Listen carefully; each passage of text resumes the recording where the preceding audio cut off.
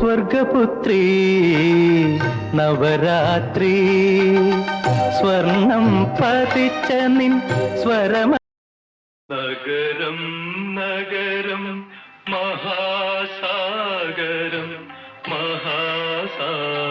വസുമതി ഋതുമതി ഏഴാമുദയത്തിൽ ഓമല്ലൂർ കാവിൽ ഏഴിലക്കുറി ചാത്തി നിന്നവളെ നിന്റെ പവിന്ദ്രവല്ലരി പൂച്ചൂടി വരും സുന്ദര ഹേമന്തരാത്രി കടവത്ത് തോണി അടുത്തപ്പോൾ പെണ്ണിന്റെ കവിളത്ത് മഴവില്ലിൻ നിഴലാട്ടം കവിളത്തിനിയേഴു സുന്ദര രാത്രികൾ ഏകാന്ത സുന്ദര രാത്രികൾ വികാര. കഴിഞ്ഞ എപ്പിസോഡിൽ നമ്മൾ ഭാർഗവി നിലയത്തെ പറ്റി പറഞ്ഞു. വിൻസെന്റ് മാസ്റ്ററിന്റെ ആദ്യത്തെ സംരംഭമാണ് നമ്മൾ പറഞ്ഞത്. അങ്ങനെ ആ സിനിമ ദൃശ്യ സംസ്കാരത്തിൽ അതുവരെ മലയാള സിനിമ കാണാതിരുന്ന ഒരു രീതി മലയാളികൾ കാണിച്ചു കൊടുത്തു. അപ്പം ഒരു നാടക സംസ്കാരത്തിൽ നിന്നും യഥാർത്ഥ സിനിമാ സംസ്കാരത്തിലേക്ക് മാറുന്ന ആദ്യത്തെ സിനിമ ഭാർഗവി നിലയമായിരുന്നു. പാട്ടുകൾ കൊണ്ടും പാട്ടുകൾ സാധാരണ ഇതിൽ ചുമ്മാ പാട്ട് തിരികെറ്റുന്നതിന് മാറ്റി കഥാപാത്രങ്ങളുടെ ആശയങ്ങളെ കൈമാറുന്ന ഒരു പ്രക്രിയയായിട്ട് ഗാനത്തെ ആദ്യം ഉപയോഗിച്ചത് വിൻസെന്റ് മാസ്റ്ററാണ്. ചിത്രീകരണം കാണുമ്പോഴറിയാം നമുക്കെല്ലാം മനോഹരമായ വ്യത്യസ്തമായ ആംഗിളിൽ കൂടെ ഇന്നും മനോഹരമായ പാട്ടുകളിലൂടെ നമ്മൾ കേട്ടുകൊണ്ടിരിക്കുന്ന ഭാർഗവി ഭയങ്കര ഹിറ്റായിട്ട് ഓടി. ഈ ഭാസ്കര മാസ്റ്റർ അല്ല വിൻസെന്റ് മാസ്റ്റർ ഈ എങ്ങനെ സംവിധാനമായി നമ്മൾ അറിയണം. അദ്ദേഹം കോഴിക്കോട് ഒരു അധ്യാപകന്റെ മകൻ ജോർജ് വിൻസെന്റ് എന്ന അധ്യാപകന്റെ മകനായിരുന്നു അദ്ദേഹം. അധ്യാപകൻ എന്നതിലുപരി അദ്ദേഹം ഒരു ചിത്രകാരനായിരുന്നു, ഒരു പെയിന്റർ ആയിരുന്നു, നല്ലൊരു വായനക്കാരനായിരുന്നു. അങ്ങനെ കുട്ടികളെ എല്ലാ രീതിയിലും കഴിവുകളെ വളർത്തിക്കൊണ്ടുവരാൻ അദ്ദേഹം ശ്രദ്ധിച്ചിരുന്നു. അദ്ദേഹത്തിൻ്റെ മകനായിരുന്നു വിൻസെന്റ്. ആ മകന് ഇദ്ദേഹത്തിന് ഒരു സൈഡ് ബിസിനസ്സായിട്ട് ചിത്രാലയ എന്നൊരു സ്റ്റുഡിയോ കോഴിക്കോട് ഉണ്ടായിരുന്നു. അപ്പോൾ ഈ ചിത്രാലയ സ്റ്റുഡിയോയിൽ ഈ സ്കൂളിൽ പോകുന്നതിന് മുമ്പ് തന്നെ അച്ഛൻ്റെ കൂടെ നിന്ന് ഫിലിം പ്രോസസ്സ് ചെയ്യാനും വാഷ് ചെയ്യാനും എല്ലാം പഠിച്ചെടുത്ത്. ഈ 5 വയസ്സുള്ള പയ്യൻ ഇതെല്ലാം അവൻ്റെ ജന്മസിദ്ധമായ വാസനയായിരിക്കാം, അച്ഛനിൽ നിന്ന് കിട്ടിയതായിരിക്കാം. അപ്പം അദ്ദേഹം സ്കൂളിൽ നിന്ന് വന്ന് വൈകുന്നേരം വന്ന് ഈ പ്രവൃത്തി തുടങ്ങി മോനായിരിക്കും സ്റ്റുഡിയോയിൽ പകലെല്ലാം ചെയ്തു കൊടുക്കുന്നത്. 1ാം ക്ലാസ്സിൽ ചേരുന്നതിന് മുമ്പ് തന്നെ ഫിലിം പ്രോസസ്സിങ് അദ്ദേഹം പഠിച്ചു കഴിഞ്ഞു. അന്ന് ബ്ലാക്ക് ആൻഡ് വൈറ്റ് ഫിലിം ആയിരുന്നല്ലോ, അത് പ്രോസസ്സ് ചെയ്യണം. പ്രോസസ്സ് ചെയ്യുന്നതിൻ്റെ പെർഫെക്ഷൻ പോലെ ഇരിക്കും പടത്തിൻ്റെ ക്ലാരിറ്റി. അപ്പോൾ അദ്ദേഹം അതിൻ്റെ ടെക്നിക്കെല്ലാം പഠിച്ച് അങ്ങനെയാണ് സ്കൂളിൽ ചേർന്നത്. സ്കൂളിലൊക്കെ ചേർന്ന് അദ്ദേഹം ഇൻ്റർമീഡിയറ്റും പാസ്സായി. അപ്പോൾ അന്ന് മകനെ ഒരു അധ്യാപകനാക്കണമെന്നായിരുന്നു അച്ഛൻ്റെ ആഗ്രഹം, ജോർജ് വിൻസെൻറ്റിൻ്റെ ആഗ്രഹം. പക്ഷേ വിൻസെന്റ് മാസ്റ്റർക്ക് അന്ന് അധ്യാപക ജോലിയും താല്പര്യം, അദ്ദേഹത്തിന് ക്യാമറ തന്നെ ആയിരുന്നു. അപ്പം അന്ന് INA ഹീറോ ആയിരുന്ന ലക്ഷ്മി സൈഗാളിൻ്റെ ഫോട്ടോ ഇദ്ദേഹത്തിൻ്റെ അച്ഛൻ ജോർജ് വിൻസെൻ്റ് എടുത്തിരുന്നു. അത് പ്രോസസ്സ് ചെയ്തത് വിൻസെന്റ് മാസ്റ്റർ. ആ ഫോട്ടോ എല്ലാവർക്കും ഇഷ്ടപ്പെട്ട് അന്ന് അഖിലേന്ത്യാ തലത്തിൽ ആ ഫോട്ടോ വളരെ പ്രേരണ നേടിയ ഇതാണ്. അങ്ങനെ ഫോട്ടോഗ്രാഫിയിൽ കഴിവ് തെളിയിച്ചിരിക്കുമ്പോഴാണ് ഈ ജോർജ് വിൻസെൻ്റ് സുഹൃത്ത് അച്യുതൻ നായർ അവിടെ വരുന്നത്. അച്യുതൻ നായർ പറഞ്ഞ് ആ മോൻ്റെ അപ്പം അവരുടെ കുടുംബത്തിൻ്റെ ആ അച്ഛൻ 2 മക്കളുടെ ഫോട്ടോ വിൻസെൻ്റ് എടുത്തു.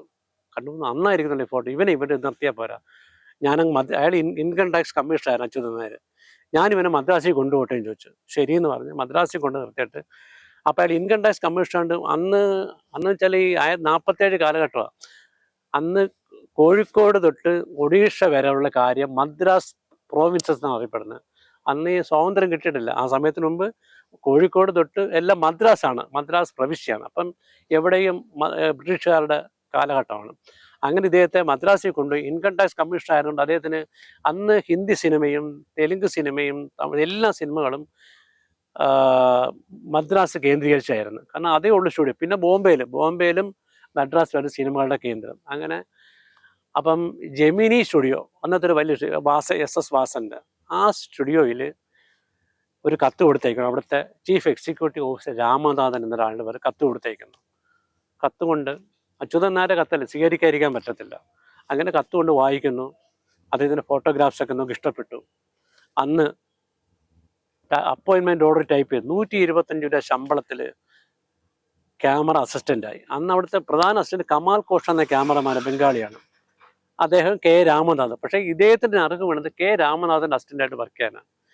അങ്ങനെ ക്യാമറ അസിസ്റ്റൻ്റായിട്ട് 125 രൂപ ശമ്പളത്തിൽ അന്ന് കേരളത്തിൽ ഒരു അധ്യാപകന് ഒരു ഗവൺമെൻറ് ജോലിക്കാരന് കിട്ടുന്ന 6 രൂപ 7 രൂപ ശമ്പളമാണെന്ന് ആലോചിക്കണം.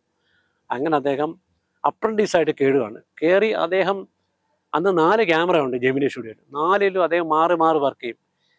ഒരാൾ ഒരു സ്ക്രിപ്റ്റ് ഡയറക്ടറെ മറ്റോ ഇയാളുടെ മനസ്സിൽ പറഞ്ഞ ഈ അസിസ്റ്റൻ്റ് ക്യാമറാമാന് മനസ്സിൽ കാണും.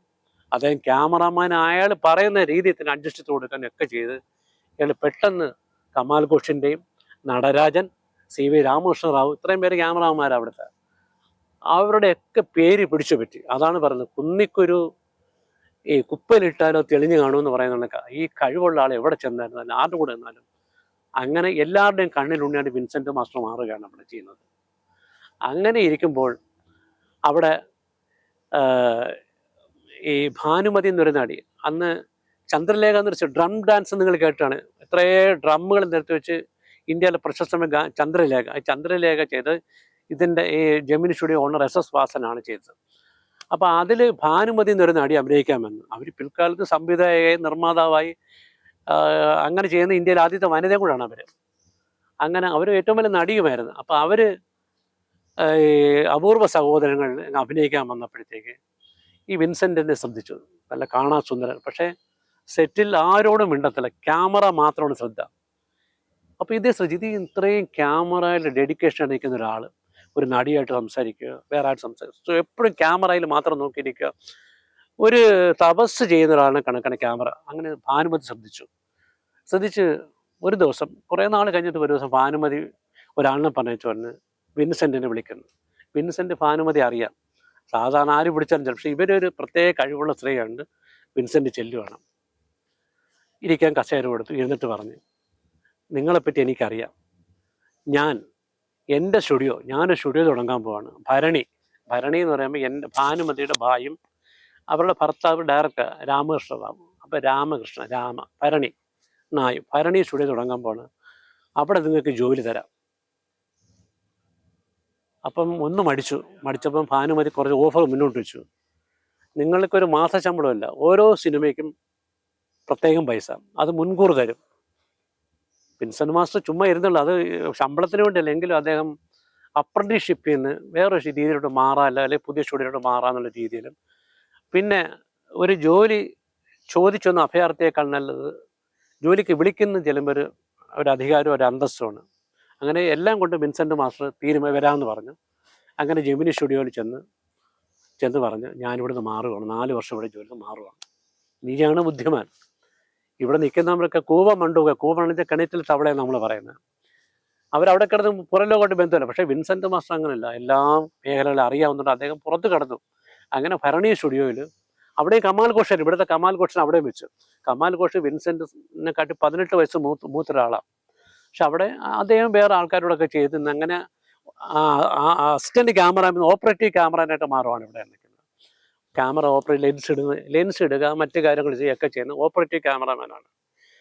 അതിലേക്ക് കടന്നു. അങ്ങനെ അതും കടന്നു വന്നപ്പോൾ കുറേ നാൾ വർക്ക് ചെയ്തപ്പം ഭാനുമതിക്ക് തോന്നി, ഇയാളെ എന്തുകൊണ്ട് സ്വതന്ത്ര ക്യാമറാമാൻ ആയിക്കൂടാ.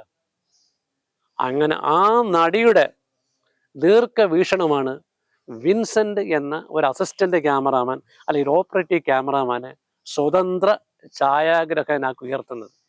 അവരുടെ ഒരു തെലുങ്ക് സിനിമ, അവരുടെ ഭർത്താവ് CV രാമകൃഷ്ണ റാവു ഡയറക്ട് ചെയ്ത ബ്രാത്തക്ക് തെരുവ്, അതിലൂടെ വിൻസെൻ്റ് മാസ്റ്റർ ആദ്യമായി സ്വതന്ത്ര ക്യാമറ ചലിപ്പിക്കുന്ന ചിത്രമാണ് ബ്രാത്തക്ക് തെരുവ്.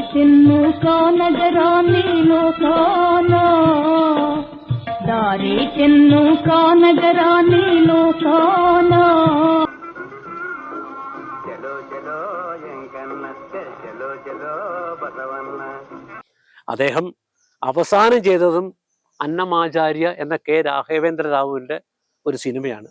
അതാണ് ജീവിതത്തിലെ ഒരു യാദൃച്ഛികം. തുടങ്ങിയത് തെലുങ്കിൽ, അവസാനിക്കുന്നത് തെലുങ്കിൽ. തെലുങ്ക് ഭാഷപ്പെട്ട് അതിന് വളരെ ബന്ധമായിരുന്നു. അതിരിക്കട്ടെ. അങ്ങനെ ഈ ബ്രാത്തക്ക് തെരുവിൽ തെലുങ്കിലെ ഏറ്റവും വലിയ നടനായ നാഗേശ്വർ റാവു ആണ് നായകൻ. സൂപ്പർ സ്റ്റാറിന് വെച്ചാൽ ദൈവം കണക്കാണ്. അവ ഇരിക്കുമ്പോൾ പ്രത്യേക പരിവാരങ്ങൾ വരും. അപ്പോൾ ഇയാൾ വന്നത് പുതിയൊരു ക്യാമറാമാൻ. ഇയാൾ കളിയാക്കി ഭാനുമതി എടുത്ത് വന്നു. കാരണം മലയാളിയാന്നേരം. അപ്പോൾ ഇയാൾ തെലുങ്കിലാണ് പറഞ്ഞത്. ഇയാൾക്ക് മലയാളം അറിയത്തില്ലല്ലോ. ഈ കുട്ടിക്കുരങ്ങന്മാർ കൊണ്ടൊന്നും ഈ വർക്ക് ചെയ്യിക്കരുത്, കളിയാക്കി പറഞ്ഞു. അപ്പോൾ ഭാനുമതി പറഞ്ഞ് അദ്ദേഹത്തിന് തെലുങ്ക് അറിയാം, നിങ്ങൾ സൂക്ഷിച്ച് സംസാരിക്കണമെന്ന് പറഞ്ഞു. അത് മനസ്സിലാക്കി വെറുപ്പോടുകൂടി അപ്പം ഭാനുമതി പറഞ്ഞു ഇദ്ദേഹം ഇങ്ങനെയല്ല, പല പല പടങ്ങളുടെ അസിസ്റ്റന്റ്, അതിൻ്റെ റിസൾട്ടും ഫോട്ടോയുടെ കാര്യം എല്ലാം ട്രാക്ക് ഹിസ്റ്ററി വിശദീകരിച്ചു കൊടുത്ത്. ഇരിക്കട്ടെ, ഇനി എന്ത് വന്നാലും സഹായിക്കാൻ ഇയാൾ അഭിനയിച്ചു. ഒരു ദിവസത്തെ വർക്ക് കഴിഞ്ഞപ്പോൾ മനസ്സിലായി ഞാൻ ഉദ്ദേശമല്ല. അദ്ദേഹം ചെന്ന് പറഞ്ഞു, സോറി, ഞാൻ നിങ്ങളെ തെറ്റിദ്ധരിച്ചു. ഇനി എൻ്റെ എല്ലാ സിനിമയിലും നിങ്ങളായിരിക്കും ക്യാമറാമാൻ. അതാണ് പറയുന്നത്, വീതി കരുതി വെച്ചേക്കുന്ന വേറെ ഒരിടവും പോകത്തില്ല. അങ്ങനെ തെലുങ്കിലെ ഏറ്റവും പ്രിയപ്പെട്ട ക്യാമറാമാനായിട്ട് വിൻസെൻ്റ് ഉയരുകയാണ്. അദ്ദേഹത്തിൻ്റെ സ്വതന്ത്ര ചൈത്രയാത്ര അത് തന്നെ തമിഴിലും തെലുങ്കിലും ഒക്കെ റീമേക്ക് ചെയ്യുവാണ്. അങ്ങനെ ഭരണി സ്റ്റുഡിയോയിൽ അദ്ദേഹം കുറേയധികം സിനിമകൾ ചെയ്യുക, തമിഴിലും തെലുങ്കിലും പോയി. പിന്നീട് അദ്ദേഹം വേറൊരു സ്റ്റുഡിയോയിലേക്ക്, വീനസ് എന്ന സ്റ്റുഡിയോയിലേക്ക് മാറുകയാണ്. വീനസ് സ്റ്റുഡിയോയിൽ മാറാൻ കാര്യം CV ശ്രീധർ എന്ന ഡയറക്ടറാണ്.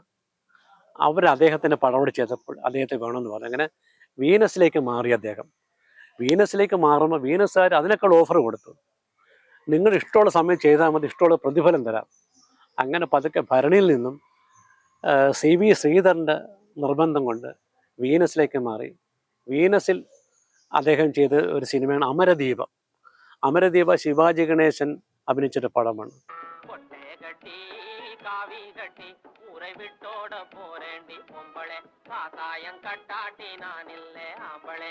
மனுஷனுக்கு அவசியம், மிகவும் அவசியம். அதுவே நல்லோர்கள் சொல்லி வைத்த நன்மையான ரகசியம். தேன் ஒண்ணு வண்டு மாமலரை கண்டு திருந்தலைந்து பாடுவதே நீங்காரம் கொண்டு. അത് പിന്നീട് പ്രകാശ് റാവു എന്ന ഡയറക്ടർ ഹിന്ദിയിലേക്ക് മാറ്റി, ഹിന്ദിയിലും എടുത്തു. അതും ഭയങ്കര. അങ്ങനെ വിൻസെൻ്റ് മാസ്റ്റർ തമിഴ്, തെലുങ്ക്, ഹിന്ദിയിലേക്ക് വളർന്നു കഴിഞ്ഞു. അങ്ങനെ അദ്ദേഹത്തിൻ്റെ ജൈത്രയാത്രയുടെ മറ്റൊരു അധ്യായത്തിലേക്ക് നമുക്ക് കടക്കാം.